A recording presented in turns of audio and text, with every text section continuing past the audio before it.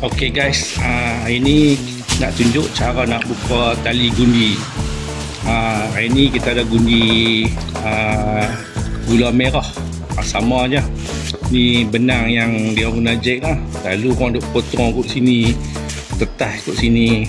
Ni tali dia, trik dia. Tengok di hujung ni, kita cari dia punya punca dia. Ada dua tali.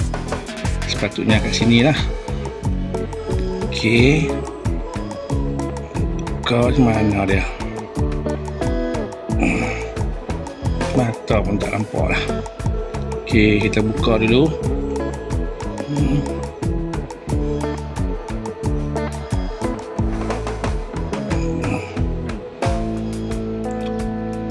Mana dia?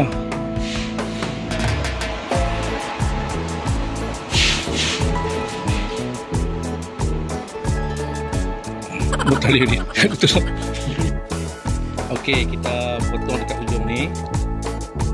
Okey, itu kita cari ada punca dua tali sepatutnya.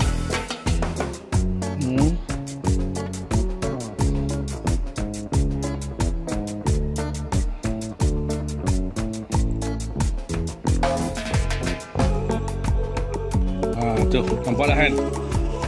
Lepas tu kita buat apa? Kita tarik je lah. Tengok ni.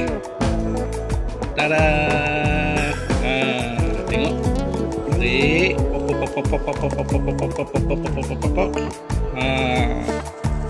Boleh buka dah. Nampak tak? Itulah cara yang nak buka tali gundi. So sekian tutorial kita kali ni. Bye bye.